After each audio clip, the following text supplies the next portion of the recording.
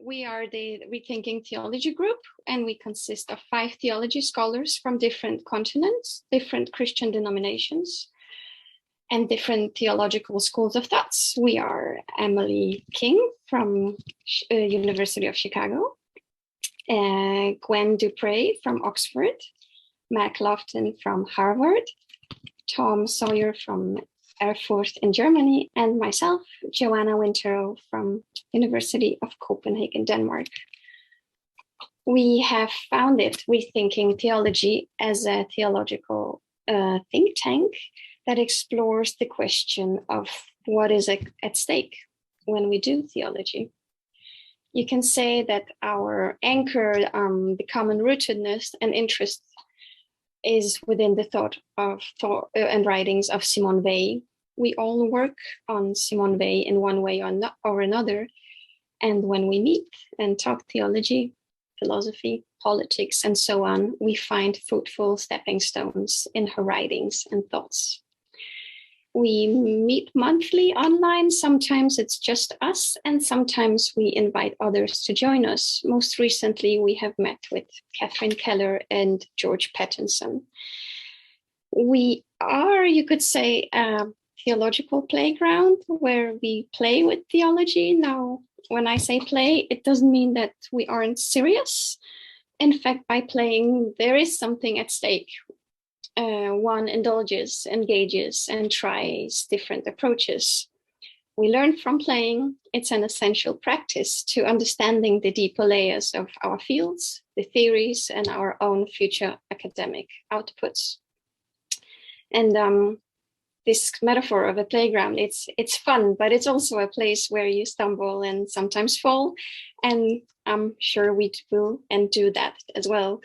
It's all a process of learning, and sometimes it's also a process of unlearning. Being a diverse group representing different nationalities, denominations, cultures, and academic approaches, we not only seek to broaden transdisciplinary possibilities, but also examine what happens when you think and talk and do theology in this sort of a backroom or the hinterland of our institutions. Playing takes a great amount of imagination and empathy, and is a way of immersing in the present and experimenting with the present in order to prepare or kind of guess the future. So what we do now, how we act and speak, and how we stay open to the possible reciprocity of the world, has a lot to say about our futures and about the future of theology. We will start with a short round of introductions by each of us, and then we will have an open discussion. We suggest that you submit your questions through the Q&A function. It should be somewhere below on the screen, and that you write your name together with your question. Mac will moderate the Q&A function, and we should roughly have around an hour for this conversation. Now, the first introduction will be from Emily. Thank you. Hello, everyone. Thank you, Joanna, for the setting of this conversation. My name is Emily King. I am the Elsa Marty Fellow at the University of Chicago Divinity School. And should I go ahead with my presentation? Okay, perfect. Well, today I want to bring a question to the table that I will reiterate at several points. And the question is twofold. What does it mean to write at the end of one's life, at the end of one's world? Driven from their home when the Nazis invaded Paris, an assimilated French-Jewish family fled to Marseille, hoping to catch one of the last ships heading for the United States. In tow was a reluctant young woman, Simone Weil, carrying a portfolio heavy with a dozen thick manuscripts under her arm. Weil was reluctant to leave her native France because she believed in sacrifice and read the lines of necessity in the ruthless tide that was sweeping her away along with hundreds of thousands of others. She also knew that her family would not abandon her if she stayed, so she accompanied them to America. Despite this, neither she nor her notebooks were ultimately destined to leave the site of that gaping historical wound. At a train station in 1942, Weil entrusted that dense portfolio of notebooks with her friend Gustave Thibon. In a letter to him, Weil wrote of the crushing weight of the thought that she was unable to serve the truth as she saw it. Quote, "When in inconceivable excess of mercy, it seems to me that it, the truth, deigns to allow me to behold it." In spite of Weil's self-effacement, the modesty, I might add, of a saint, her notebooks are an endlessly fascinating object of its time. Quote, "The texts are bare and simple, like the inner experience which they express," unquote. Thibon mused. Quote, "What is most striking in these thoughts is the comprehensiveness of their possible applications. Their simplicity simplifies everything they touch," unquote. The radical form of Weil's notebook entries, utterly composed in their discomposure, bespeak the destruction of her world in the cataclysms of war. But, as Thibon states, they are tinged with a purity, a logic, that its readers, myself included, often experience as supernatural. I add that they also speak to me and meet my moment as a young person who has found herself in the curious case of apprenticing myself to the study of a world that may, before long, cease to exist. To ask again, what does it mean to write at the end of one's life, at the end of one's world? As we live into the lateness of this hour, the revelation of our moment is that we are and always have been writing at the end of our lives, at the ends of our worlds. The early Christians lived in anticipation of apocalypse, and while we today can furnish the prospect of fire falling from the skies all the more readily with the frightening capacity of modern weaponry, I want to say that even without considering the threats that face us today, nuclear, environmental, we're always living into the radically unknown.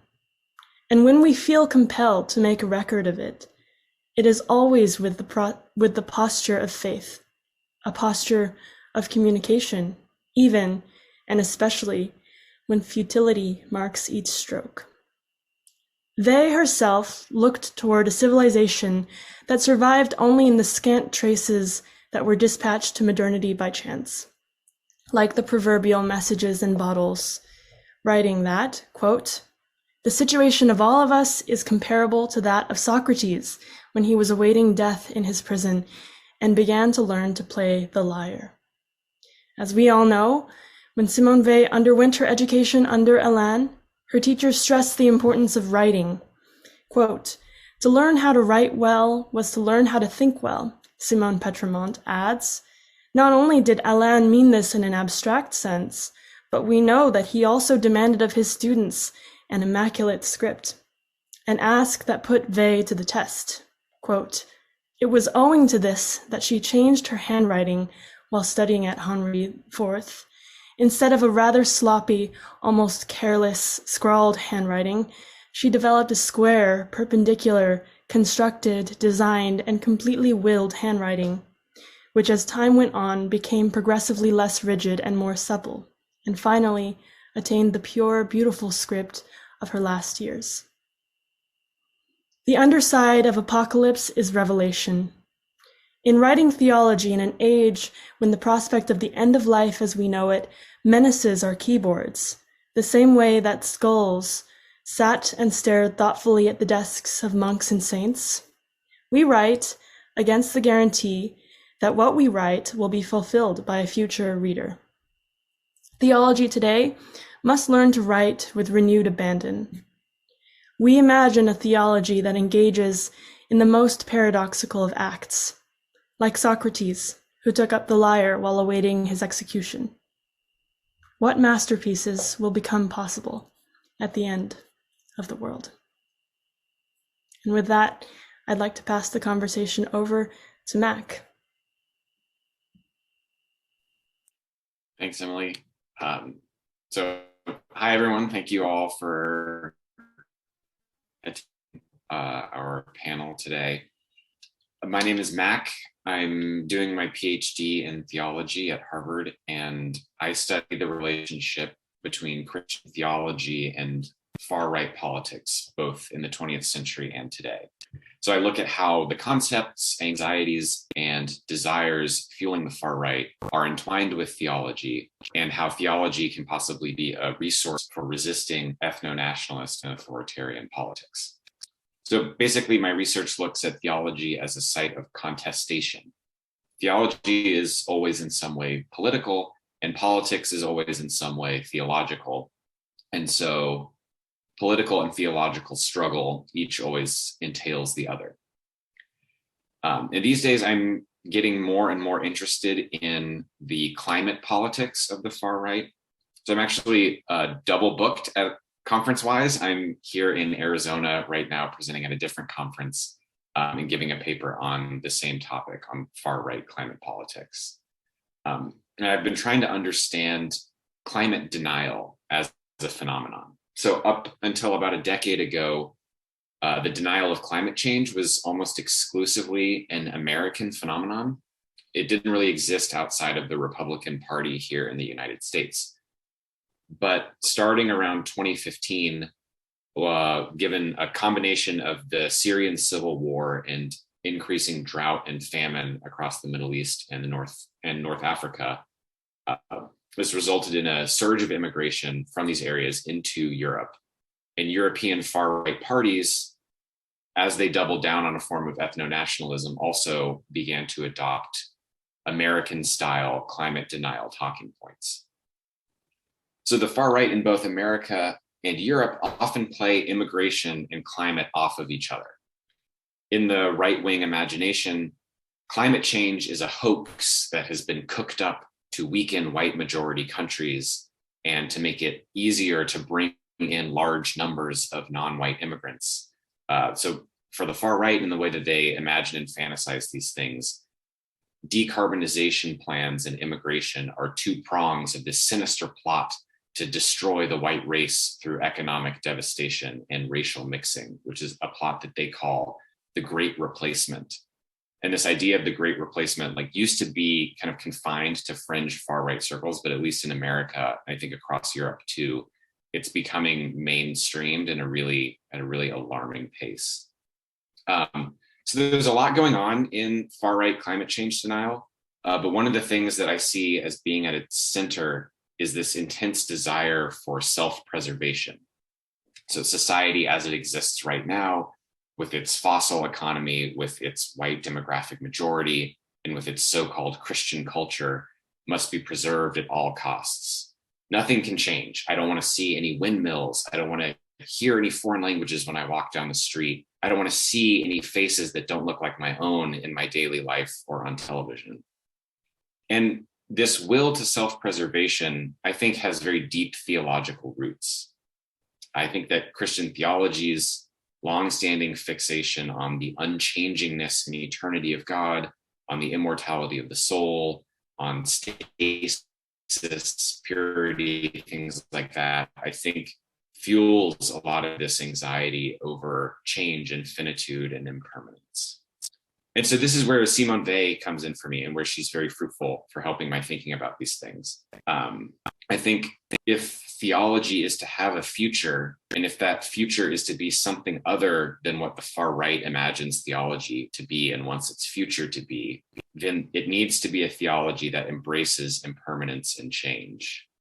And I think Simone Weil's writings on decreation and renunciation point a way forward for theology to essentially loosen its grasp on the future and accept the inevitability of change and of ceasing to be. So in Weil's retelling of the story of the Good Samaritan, she writes, to quote, "The Samaritan accepts to be diminished by concentrating on an expenditure of energy, which will not extend his own power, but will only give existence to a being other than himself, who will exist independently of him. This is a redemptive act, end quote. So for Weil, in order for the afflicted to arise into the fullness of their own being, those who are not afflicted must renounce themselves. They must will their own decreation, will their own ceasing to be, and through their diminishment, will that the other exist as other. So to go back to what I was saying before, addressing the climate crisis, will require not only significant sacrifices in quality of life among the richest nations, but also those same countries will need to sacrifice fantasies of a stable national culture and welcome unprecedented numbers of refugees from newly uninhabitable parts of the world.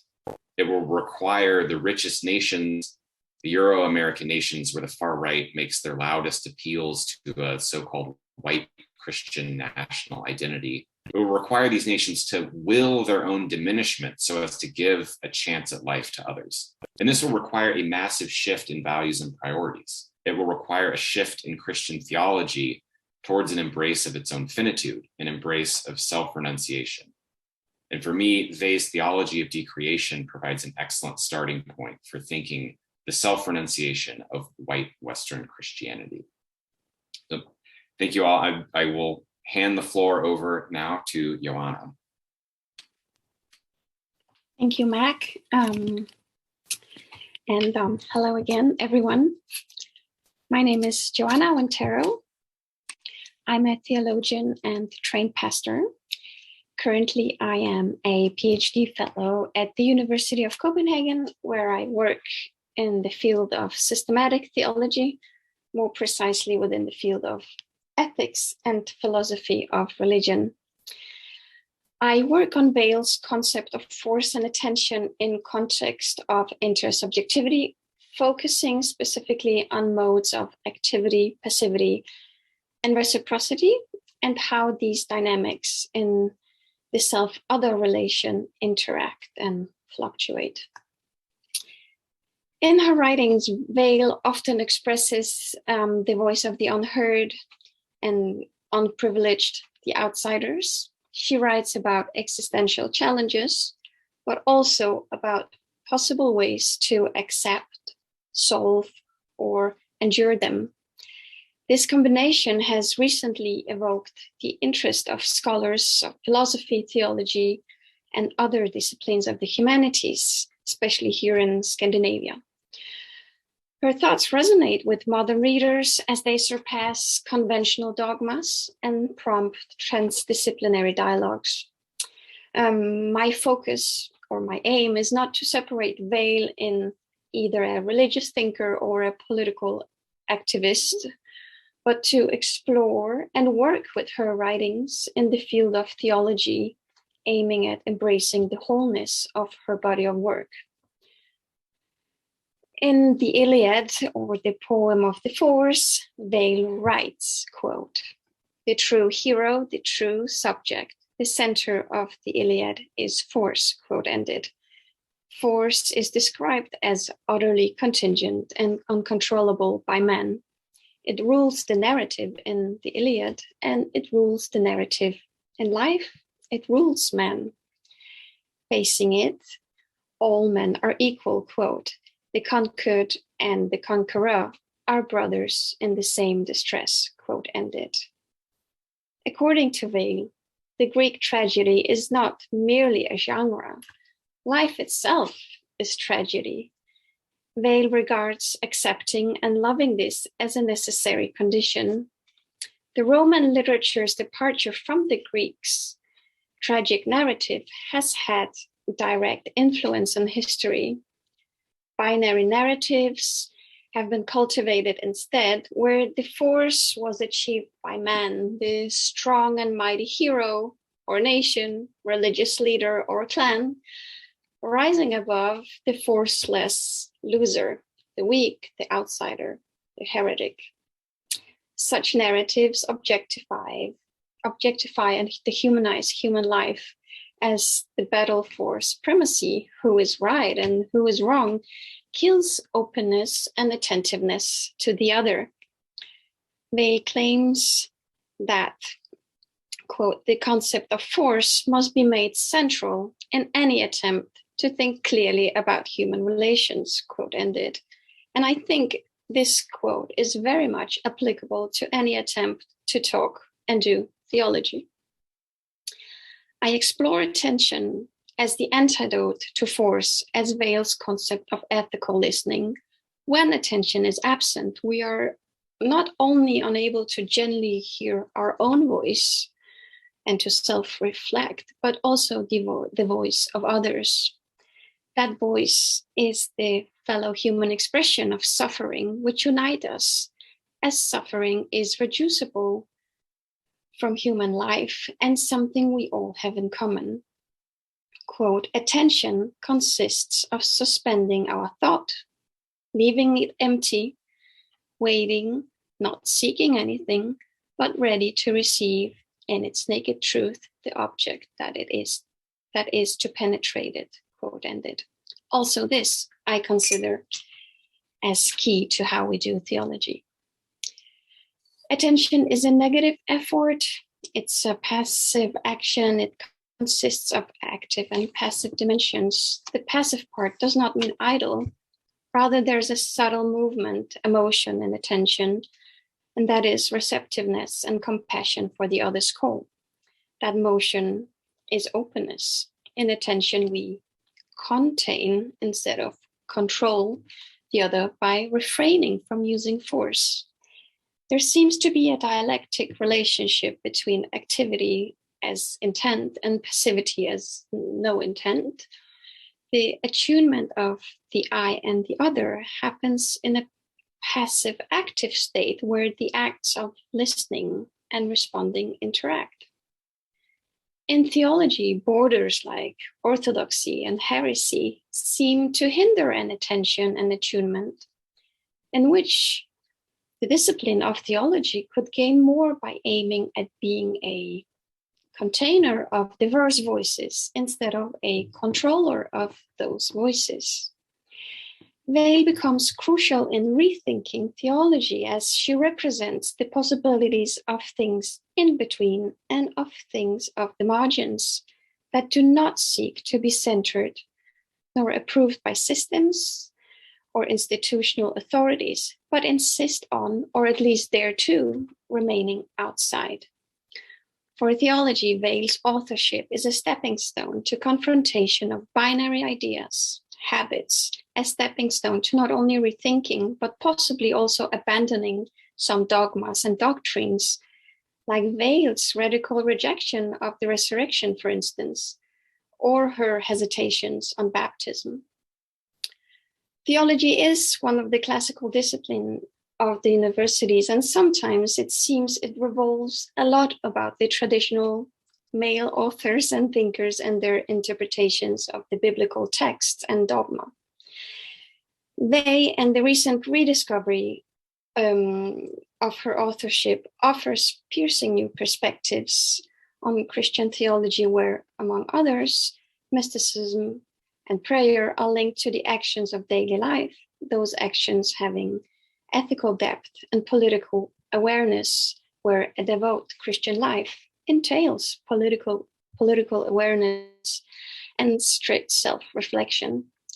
Weil inspires to look for love in theology and not force. And if theology is about love, then it must be about imagination, maybe even superstition and empathy, and not so much about doctrines, covenant, nor specific entry requirements that separate humans in ones that are close to the inner circle and some that are outside of that center.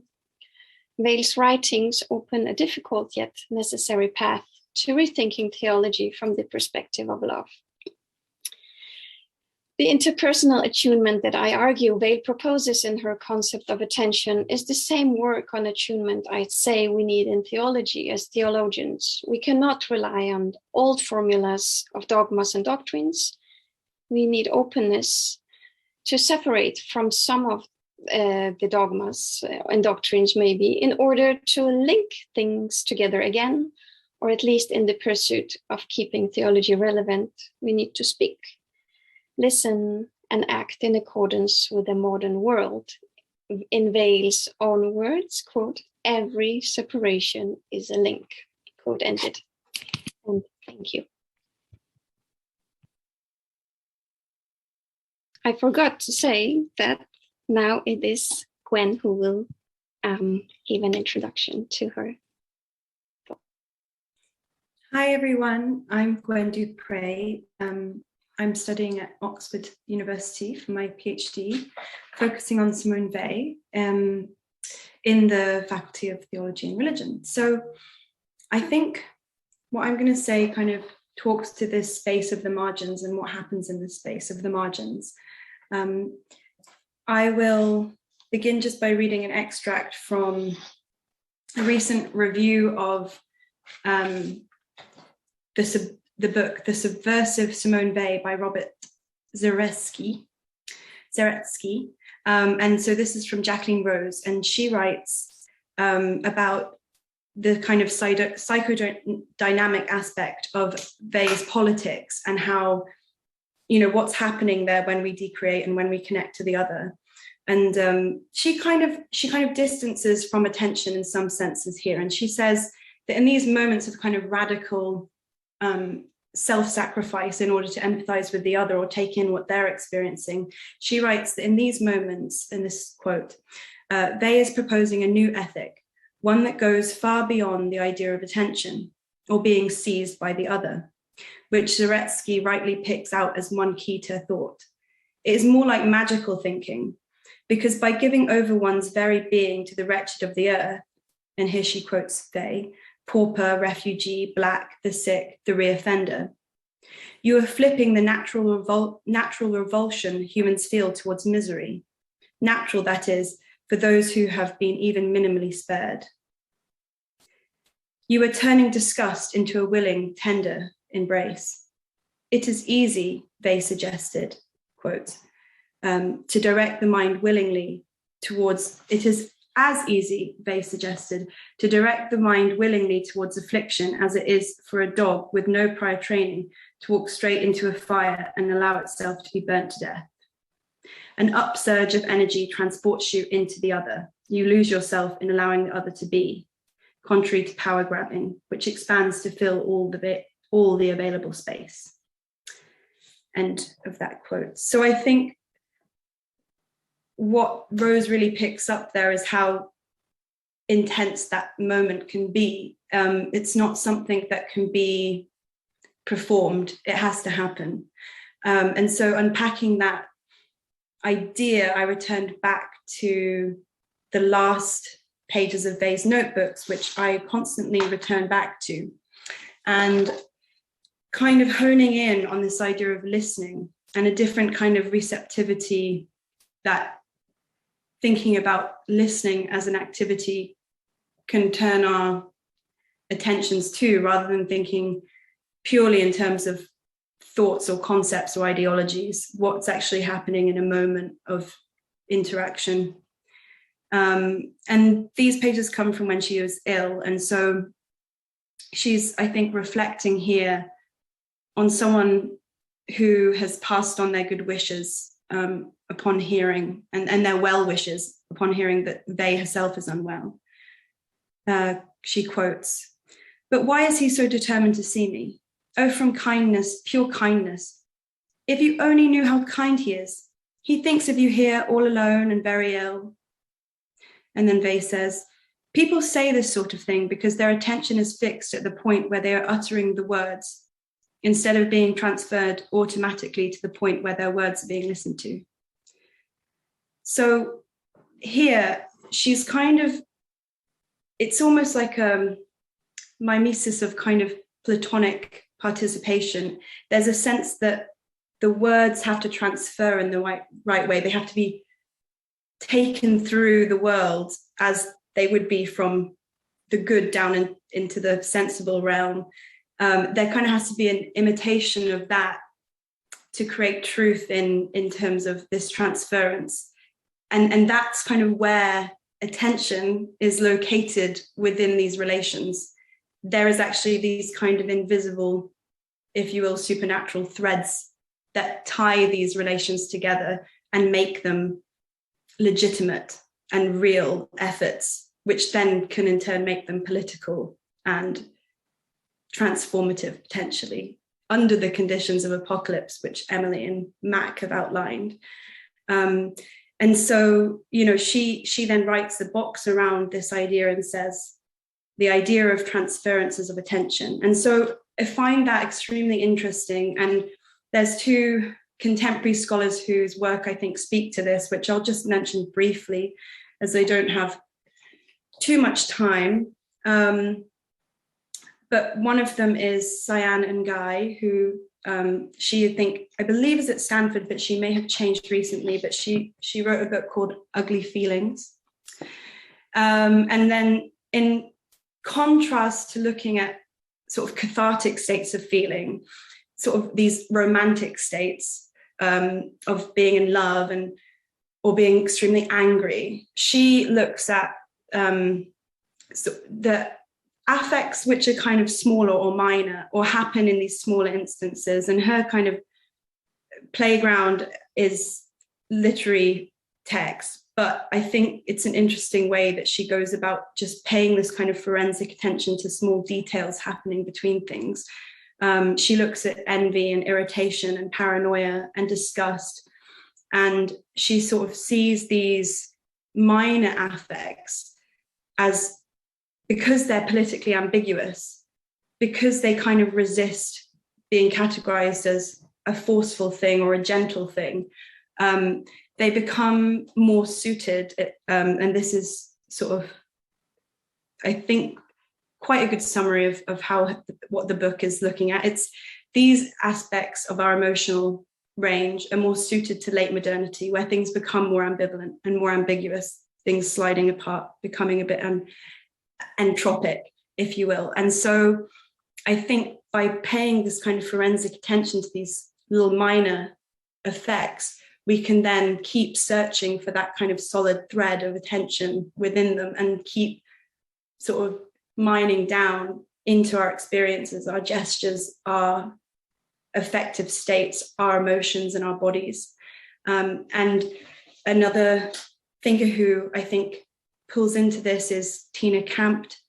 And I've been recently looking a lot at her book, Listening to Images, where she is attempting to disrupt the dynamics of spectatorship in relation to images of Black subjects from the sort of African diaspora.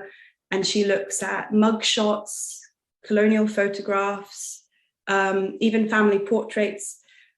But what she does here is trying to lead with the idea of listening to these images rather than coming with a preconceived set of tools to interpret them. And what that does is create a more responsive space. And so I think these two thinkers and their methods and their techniques just offer us a kind of closer way of reading the body language of the world almost, which can take us closer into this idea of what attention is actually doing when it's happening as a prayer, as a political mode of being in prayer that we can take into our everyday lives, that's not separated from the world. It's not only taking place inside religious spaces. And I was going to say a few more things, but I think that's probably my time. And yeah, I will hand over to Tom now. Thank you so much. Thanks, Gwen. My internet says it's not stable, but let's try it. I'm Tom Sawyer. I'm in Germany. And for my PhD, I'm looking at the tropological exegesis in Simon Weil. Tropos, the Greek term, means to turn out, basically. So I'm looking how reading turns out into life and how reading in a certain way, reading sacred text, can turn out in a special way in life and how this can change on an individual and on a collective level. So today I want to use the opportunity to problematize kind of the relationship between theology and Simon Weil. And of course, this has been done so often and in a so wonderful way. The thing I want to look at is thinking about that to say, well, there is something like theology in Simon Weil, in like presupposes like there is a system, Simon Weil, and something like theology is part of this. And then the other way around, there is something like a system of theology, and Simon Weil is kind of part of this. And I want to problematize this because maybe that's a very keen proposition now. I think when I look how Simone Weil in her historical context engaged with different, mostly like Catholics, like all this question about baptism, I always see this question: what is the teaching of the church? And of course, I don't want to mix up now church and theology, but here I think for Weil, or like in Weil, I see a certain function theology and theological writing and theological practice is able to perform. And I think that in terms of Weil, it's interesting what is theology capable to do, what other practices might not be able to do. And here, my very simple answer is theology teaches. So I know that's a very keen proposition. And in here, I don't want to see the term teaching not just as a pedagogical or like school, but in this whole thing of in Germany you would say Bildung. It's forming, it's producing something, and there is also like it resonates a concept of theopoetics. Like theology forms something, it builds something, it's Bildung. It's the whole concept of Humboldt. And here to look. Oh, Tom, you hit the mute button, I think. Sorry, what was the last thing which was audible? You were just talking about Bildung. Oh, okay. So that's the point. Okay, so it was just like 5 seconds. Yeah. Okay, wonderful. So here I want to look at what, as far as I'm informed, is the last sentence written down we have from Weil in her London notebooks, which is quotation: "The most important part of teaching is to teach what is to know," and now in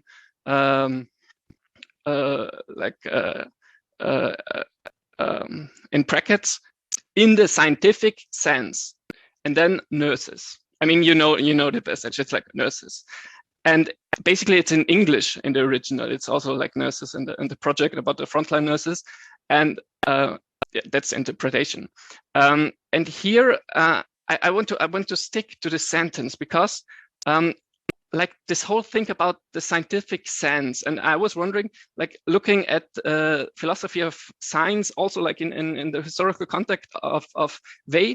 Well, science is always kind of working towards somebody else coming along to prove me wrong or to improve my research. So there is a sense of self-abolition of scientific work, and like in the line with Simone Weil, I don't want to stress like a teleological thing or like a progress of science, that we have like this Marxist universe where everything gets happy and nice because science will solve everything. That's not the case. But I think where and also looking at the writings of Simone Weil on science, there is this motivation that scientific knowledge always self-relativizes itself. And here I'm somehow remembered to Jacques Rancière's Pedagogic of Unlearning. And Rancière's position is something that it should not be about the wise teacher who is in possession of the knowledge and gives it to the stupid pupil. It's like a gift. But the teacher comes as in a position of unknowing, and in the engagement with the other person, the pupil, but it's not the pupil anymore. In this act of teaching, it's an act of unlearning. And here, and that's my very creative reading, I see nurses, because what is the position of a nurse? I mean, the nurse is kind of waiting, and then a person comes, and you do especially in the context of frontline nurses and war, you don't know what is happening. You don't know who will come, how much this person is hurt. And here I want to stress a possible rearrangement of the relationship of theology and Simone Weil, that following Simone Weil, we can maybe think theology as this practice of unlearning, like in this traditional sense where theology teaches doctrines and tries to kind of make sense out of all those doctrines, that we become in this position of questioning, of we learn to know nothing in this also Socratic sense, but also in learning nothing is not just resigning, say, okay, I do nothing, I'm shut up, like in this like stupid, like in a stupid version of negative theology, but to produce a relationship out of this knowing nothing. And for me, nurses is a little bit like a chiffre, or like at this point, because the nurse has to care.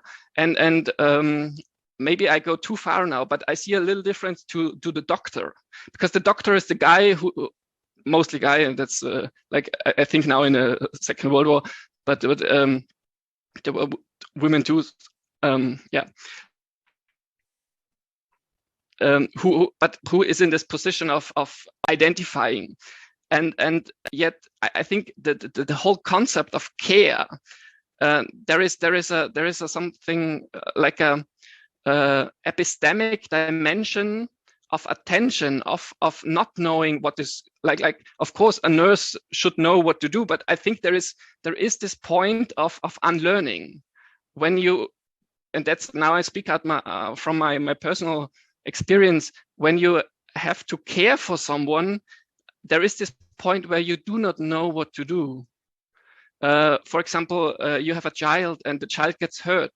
Of course, there is you come and say, well, you give safety, the idea of safety, but there is this point where you have to learn from the child how to help the child. There is this relational aspect, and here I see that bringing together theology and Simone Weil, I want to emphasize this special sentence: the most important thing of teaching, to teach to know in this mode of self-abolishment, that actually you have to know what to do when your child is hurt, but in this act of acting out care, and in teaching also of in terms of caring, you have to unlearn what you know, and to go in this open process. So that's from my side, just a little thought on this. And so I'm happy to hand over to Emily. Thank you.